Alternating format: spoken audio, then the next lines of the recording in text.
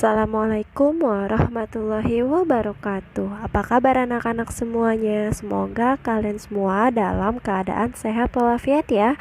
Oh iya, untuk minggu ini kita tidak tatap muka dulu ya anak-anak. Kita belajar secara daring dulu karena akan ada monitoring dari Dinas Pendidikan. Maka dari itu kita belajarnya daring dulu ya.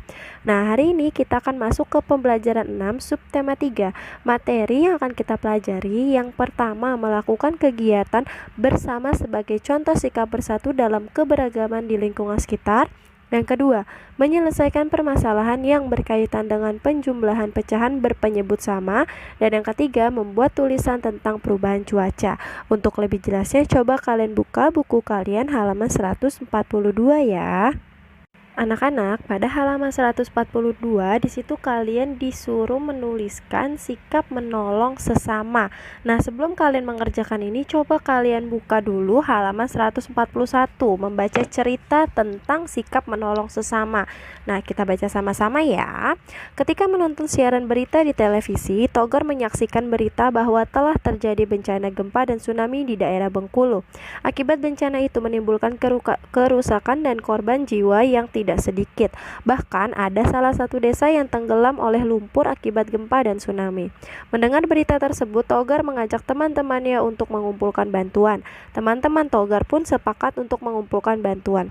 Rasti menghubungi pihak sekolah untuk bisa menyalurkan bantuan. Ahmad mengumpulkan dana sukarela dari teman-temannya. Melani dan Wayan mengumpulkan pakaian pantas pakai. Nah, anak-anak, pada halaman 141 di sini kita bisa membaca cerita yang tadi sudah kita baca, yaitu sikap menolong sesama. Nah, di sini si Togar ini melakukan sikap menolong sesama itu untuk menolong siapa? Untuk menolong warga yang terkena musibah gempa dan tsunami di Bengkulu. Nah, kegiatan yang mereka lakukan itu mengumpulkan, ada yang mengumpulkan pakaian, mengumpulkan bantuan, dan juga mengumpulkan makanan untuk diberikan kepada korban-korban tersebut. Nah, tugas kalian ada di halaman 142.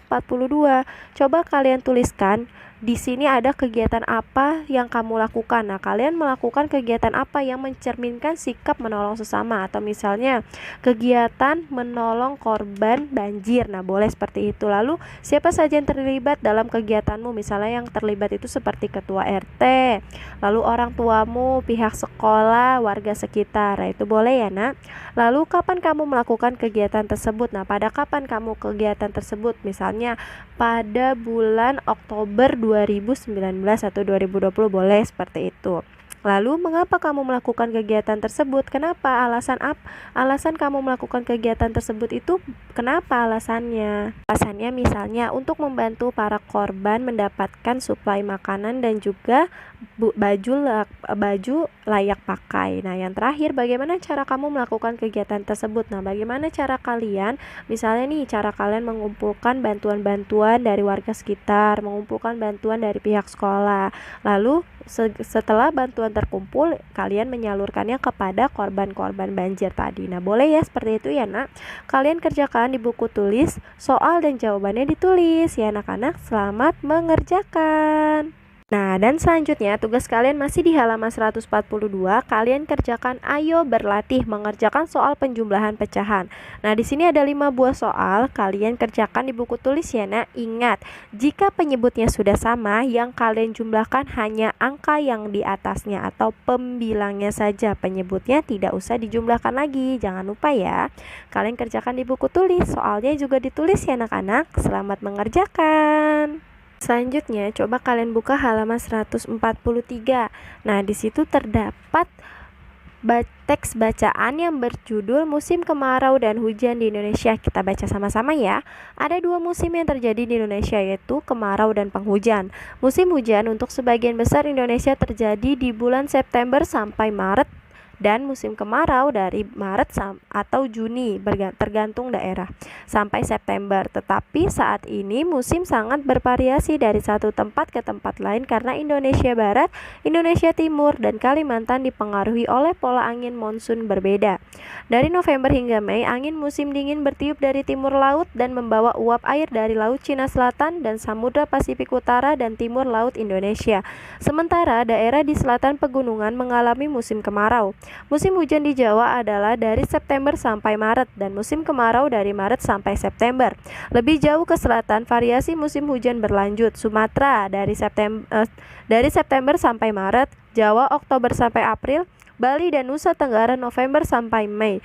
Hujan cenderung turun sore hari dengan waktu pendek selama musim penghujan. Saat desa terlihat asri dan hijau, maka hutan penuh dengan lintah dan jalan tanah di daerah terpencil menjadi sulit dilalui.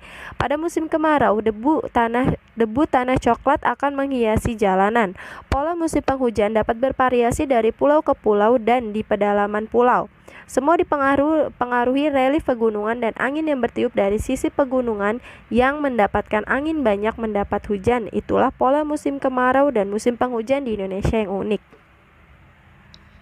Dari bacaan yang tadi kita bisa menyimpulkan bahwa pola musim hujan dan musim kemarau di Indonesia ini sangat unik ya. Tadi dipengaruhi oleh pola angin. Jadi di daerah barat ini nih seperti kita nanti pola musim penghujan dan musim kemaraunya berbeda. Begitupun dengan daerah di timur, di selatan Indonesia juga akan memiliki pola musim hujan dan musim kemarau yang berbeda karena pengaruh pola angin monsun yang berbeda. Begitu ya anak-anak. Setelah kalian membaca teks bacaan yang tadi, sekarang kalian kerjakan halaman 144. Ayo berlatih mengerjakan soal. Nah, di sini ada 5 buah soal yang berkaitan dengan teks bacaan yang tadi sudah kalian baca. Yang pertama nih, ada berapa musim di Indonesia? Tadi ada berapa musim? Ayo anak-anak. Betul, ada 2 musim. Musim apa dan musim apa? Yang kedua, kapan di daerah Jawa terjadi musim penghujan? Nah, tadi di daerah Jawa itu musim penghujannya itu terjadi dari bulan apa sampai apa? Dan nomor 3, kapan di daerah Jawa terjadi musim kemarau? Tadi sudah dijelaskan pada teks dari bulan apa ke bulan apa. Yang keempat, apa yang mempengaruhi terjadinya musim penghujan dan musim kemarau? Tadi dipengaruhi oleh apa ya? Dan yang terakhir, bagaimana keadaan secara umum saat musim kemarau? Bagaimana keadaan wilayah sekitar pada saat musim kemarau? Nah, kalian kerjakannya di buku tulis ya anak-anak. Soal dan jawabannya juga ditulis dan selamat mengerjakan. Mungkin cukup sekian penjelasan dari Ibu hari ini. Kurang lebihnya Ibu mohon maaf dan Ibu ucapkan terima kasih. Wassalamualaikum warahmatullahi wabarakatuh.